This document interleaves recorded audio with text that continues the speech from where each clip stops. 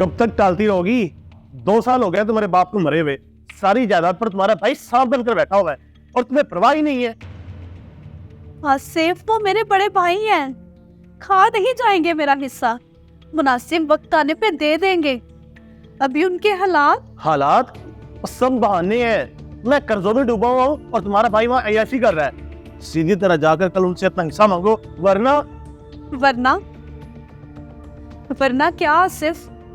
वरना कल मैं खुद जाऊंगा और वहां जो तमाशा लगेगा उसकी जिम्मेदार तुम खुद होगी। नहीं आसिफ, प्लीज मेरे भाई से कुछ मत कहिएगा, मैं बात करूंगी ना। मैं बात करूंगी ना, करनी रहती तो पहले कर लेती। तुमसे कुछ नहीं होगा और मैं भी बात करूंगा।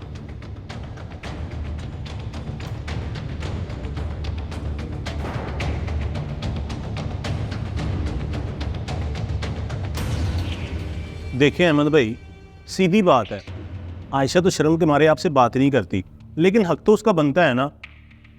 इसलिए हमें पैसों की ना बहुत ज़रूरत है। उसका जो भी शरीयत के मुताबिक हिस्सा बनता है आप निकाल दें। आसम मियाँ, मैंने कब इनकार किया है? आयशा मेरी बेटी जैसी है, तो उसका हक जरूर मिलेगा। तो फिर देर किस बात की है? आप कैश दे दें, मैं किसी कारोबार में लगा दूंगा। लो कर लो बात। और भाई साहब आप तो ऐसे कह रहे हैं जैसे कैश मैं जेब में लेके बैठा हूँ। आप मांगेंगे तो मैं आपको दे दूंगा। और ये मेरी बहन का हिस्सा है, हम बहन भाई आपस में बैठ के बात कर लेंगे। बेहतर यही है कि आप दरमियान से हट जाएं।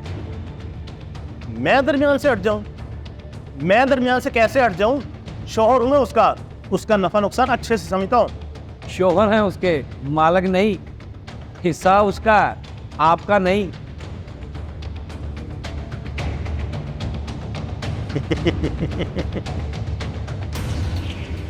बहुत गरूर है ना आपको।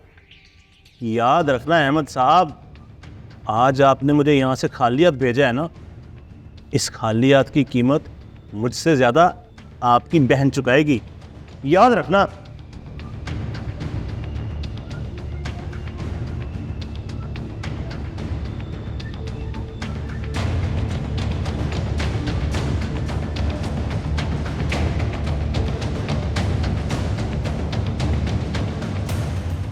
बस बाबा जी क्या बताऊं, अजीब इम्तिहान में फंस गया हूं। बहनोई लालची है, जायदाद का हिस्सा मांग रहा है। मुझे देने में कोई इतराज नहीं है, लेकिन जैसी उसकी हरकतें हैं, हिस्सा मिलते ही उसने उजाड़ देना है। और अगर नहीं देता तो बहन का घर उजड़ जाएगा। अब तो वो भी रो रो के कह रही है कि इसे हिस्सा दे दें। समझ नहीं आती क्या करूं। बेटा परेशान ना हो, अकल से काम लो। जो शरीयत का हुक्म है वही करो, बहन का हक अदा करो, मगर तरीका बदल। तरीका? वो क्या बाबा जी? जैसे कि तुम अपने बहनों की हरकतें और मिजाज बता रहे हो, मेरा तो मशवरा यही है कि तुम अपनी बहन को हिस्से में कैश मत देना, बल्कि उसी पैसे से शहर में कोई अच्छी सी दुकान या मकान लेकर उसके नाम लगा दो। लेकिन बाबा जी वो तो कैश मांग रहा है। अगर बहन के नाम जायदाद की तो वो नाराज हो जाएगा।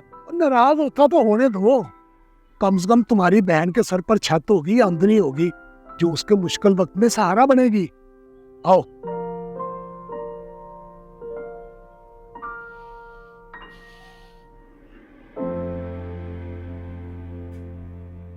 ये क्या, दुकान के कागजात? और कैश किधर है? आयशा, जायदाद में जो तुम्हारा हिस्सा बनता था उसके बदले में ये दुकान लेके तुम्हारे नाम कर दी है। हर महीने इसका किराया तुम्हारे अकाउंट में आएगा। ये तुम्हारे लिए महफूज सरमाया है। अब मैं चलता हूँ, अपना ख्याल रखना।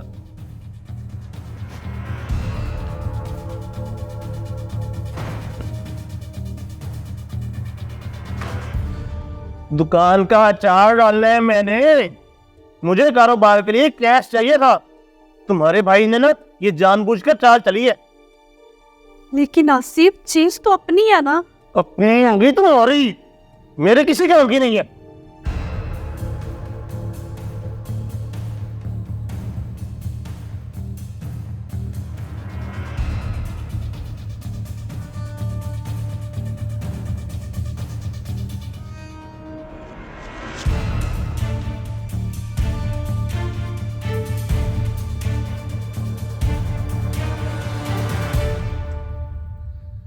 बाबा जी, आपका मशवरा मान के मैंने गलती कर दी है। दिल करता है आज अपने आप को कोसूं। वो क्यों बेटा? मेरी बहन को तलाक हो गई है बाबा जी।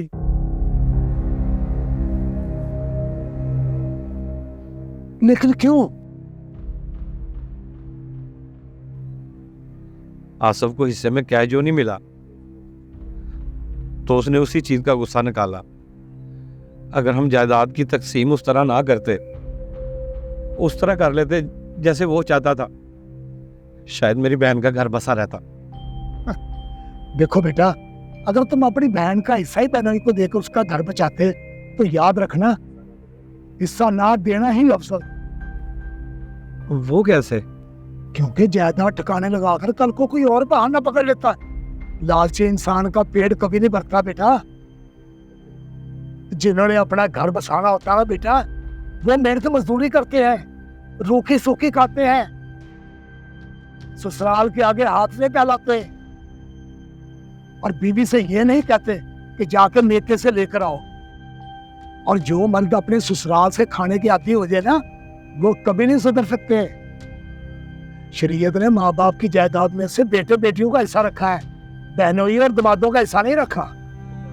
आज तुम्हारी बहन के पास अपनी दुकान है, किराया आ रहा है, वो किसी पर बोझ नहीं है। तुमने उसका मुस्तकबिल बचाया है, उसका घर नहीं टूटा, बल्कि वो एक अजाब से आजाद हुई है। नहीं यकीन तो ऑडियंस से पूछ लो। क्या बाबा जी की ये सब बातें दुरुस्त है? अपनी राय कमेंट्स बॉक्स में जरूर दीजिएगा।